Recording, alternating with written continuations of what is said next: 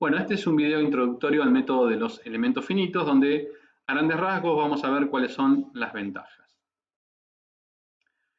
Un problema estructural real se puede modelar con las teorías de la mecánica del continuo, obteniendo de esa manera un modelo continuo que aproxima la estructura real.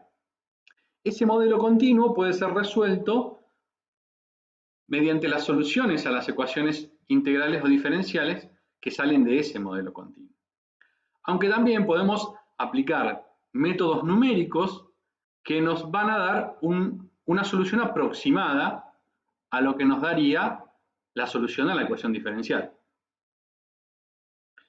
Uno de esos métodos es el método de los elementos finitos, que se consigue discretizando el dominio del problema en sí. Para sistemas que involucran geometrías complicadas, como es en este caso esta rueda de engranaje, o que tengan cargas o propiedades de materiales difíciles de modelar matemáticamente, la mayoría de las veces no es posible obtener una solución analítica matemática del problema. Entonces se recurre a las soluciones aproximadas. Las soluciones analíticas son aquellas dadas por una expresión matemática que produce los valores de las cantidades desconocidas que se quieren saber. Generalmente en el cálculo estructural lo que se quiere determinar son los desplazamientos, las deformaciones y las tensiones. Estas soluciones analíticas requieren de una solución de ecuación diferencial ordinaria o parcial, lo que es bastante costoso obtener. Y hay veces que esas soluciones tienen infinitos términos. Y esto es debido a que las geometrías son complicadas o las cargas y propiedades hacen que las soluciones de esas ecuaciones diferenciales no se puedan obtener. Incluso existen problemas muy sencillos desde el punto de vista geométrico y desde las cargas que tampoco tienen solución. Por lo tanto, debemos confiar en métodos numéricos como el método de los elementos finitos, que pueden aproximar la solución de esas ecuaciones. El método de los elementos finitos lo que hace es dividir el dominio en dominios más pequeños, es decir, discretizando todo el dominio, y la formulación del problema por elementos finitos da como resultado un sistema de ecuaciones algebraicas de solución mucho más simple, en lugar de resolver ecuaciones diferenciales para las cuales a veces no hay solución. Estos métodos numéricos producen valores aproximados de las incógnitas en un número discreto de puntos, como por ejemplo en este caso. Por lo tanto, el problema de modelar un cuerpo dividiéndolo en un sistema equivalente de cuerpos más pequeños interconectados por puntos, que se denominan nodos, se denomina discretización de la figura. Aquí podemos ver una sección transversal de una represa de concreto que ilustra ese proceso de discretización, o sea, la división del dominio. Esa represa se ha dividido en 500 elementos triangulares y los elementos están conectados por nodos y cada uno de los elementos está delimitado por líneas. En el caso de resolver la ecuación diferencial, lo que vamos a obtener de esa represa va a ser la función desplazamiento, donde me va a dar el desplazamiento de cada punto de la represa, un desplazamiento en x, que es la función u de xy, y un desplazamiento en y, que es la función b de xy. Esa función es una función continua que es solución de la ecuación diferencial. Esa es la función que es imposible encontrar. Cuando se divide el dominio, se lo discretiza, se lo divide en elementos, lo que vamos a encontrar va a ser un vector con los desplazamientos. Fíjense, u sub 1 y b sub 1 son los desplazamientos en x y en y respectivamente del nodo 1. Entonces, ese vector va a tener tantas componentes como nodos haya en la estructura. En este caso va a ser el doble, porque cada nodo tiene dos desplazamientos. Este ejercicio estamos trabajando en el plano.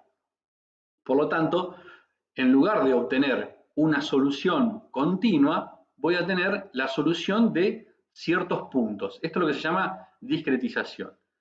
¿Qué pasa con el resto de los puntos, porque hay infinitos puntos. Yo discreticé en 500 elementos, pero eso es un dominio de infinitos puntos. Bueno, el resto de los puntos, o los puntos que caen dentro de cada elemento o sobre las aristas, el desplazamiento de esos puntos va a estar dado por el desplazamiento de los nodos a los que pertenece ese punto. ¿Y cómo se va a calcular el desplazamiento del punto P? Bueno, se calcula a través de unas funciones interpolantes y depende del desplazamiento del punto 1, 2 y 3. Si el punto P hubiese estado coincidente en el punto 1, entonces el desplazamiento del punto P tiene que dar el desplazamiento del punto 1. Y así sucesivamente. Cuando el punto P se mueva dentro del dominio del elemento, va a tener más incidencia el nodo al que se encuentre más cerca. Vamos a introducir el concepto de discretización de una función. Supongamos que esa función que está dibujada ahí es la solución de un problema que se obtiene resolviendo una ecuación diferencial o una ecuación integral. En el caso de que se pueda resolver, perfecto, esa función es la solución del problema. Pero la mayoría de las veces, como dijimos anteriormente, no existe esa solución. O es muy difícil, es muy costoso encontrar la solución de ese problema. Entonces lo que se hace es discretizar el dominio de esa función, como vimos hoy, cómo se discretizaba el dominio de esa represa. En este caso es una función en una sola dimensión, entonces la discretización se puede ver bien, se divide ese dominio en 4 partes iguales. Cada una de esas 4 partes está determinada por un punto. El dominio 1 está determinado por el punto 1 y 2, el dominio 2 por el 2 y 3 y así. Entonces, ese dominio entre los puntos 1 y 2 lo vamos a llamar elemento 1. Y cada uno de los elementos va a tener 2 nodos.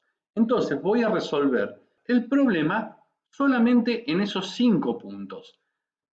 Y en el resto de los puntos del dominio, que son infinitos, entre 1 y 5 hay infinitos puntos, en el resto de los puntos los voy a interpolar con una función que yo voy a elegir en base al elemento que voy a poner que voy a utilizar en ese problema. Ese elemento va a depender también del tipo de problema que yo estoy resolviendo. Puedo resolver un problema de flujo de calor o puedo resolver un problema estructural. Entonces ahora lo que voy a resolver son ecuaciones algebraicas, que van a ser esos 5 valores, U1, U2, U3, U4 y U5 son mis incógnitas. Entonces voy a resolver 5 ecuaciones.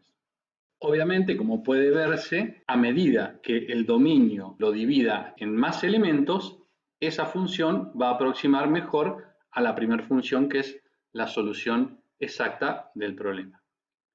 Además, yo puedo utilizar funciones de orden superior, que pueden ser polinomios, que me van a aproximar mucho mejor la solución que las funciones rectas. Entonces, tengo 2 formas acá de aproximar mejor la solución.